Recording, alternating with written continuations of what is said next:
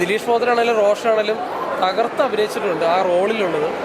പിന്നെ എടുത്തു പറയേണ്ടത് പടത്തിൻ്റെ മേക്കിംഗ് ആണ് പടത്തിൻ്റെ ഹൈലൈറ്റ്. നമ്മൾ പല പോലീസ് സ്റ്റോറികൾ കണ്ടിട്ടുള്ള ഇത്ര റിയലിസ്റ്റിക് ആയിട്ടൊരു പടത്തിൽ പ്ലേസ് ചെയ്തേക്കുന്നത് വളരെയേറെ കണ്ടേക്കണം. അപ്പോൾ ആ രീതിയിൽ നോക്കുമ്പോഴത്തേക്ക് പടം വർത്താണെന്ന് തന്നെ 100% പറയാൻ പറ്റും.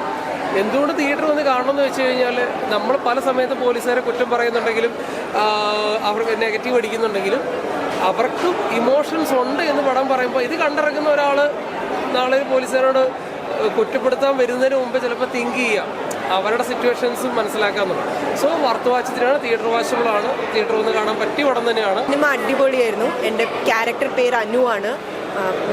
എൻ്റെ യഥാർത്ഥ പേര് കൃഷ കുറുപ്പാണ്. പടം ഇറ്റ്സ് സോ നൈസ്. ഒരു ഇമോഷണൽ ജേർണിയാണ്.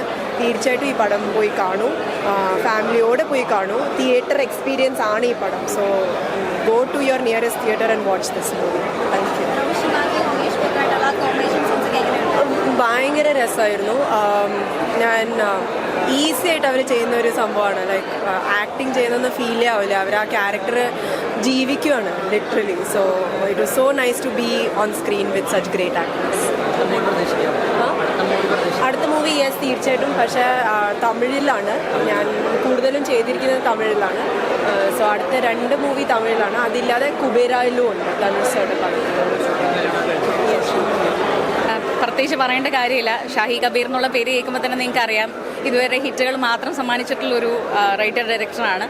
പിന്നെ ദിലീഷ് ഏട്ടനാണെങ്കിലും റോഷനാണെങ്കിലും ഓൾറെഡി പ്രൂവ് ചെയ്തിട്ടുള്ള ആക്ടേഴ്സാണ്. അപ്പോൾ അവരുടെ കൂടെ ഒരു സ്ക്രീൻ ഷെയർ ചെയ്യാൻ പറ്റുക എന്ന് പറയുന്നത് വലിയ സന്തോഷമുള്ളൊരു കാര്യമാണ്.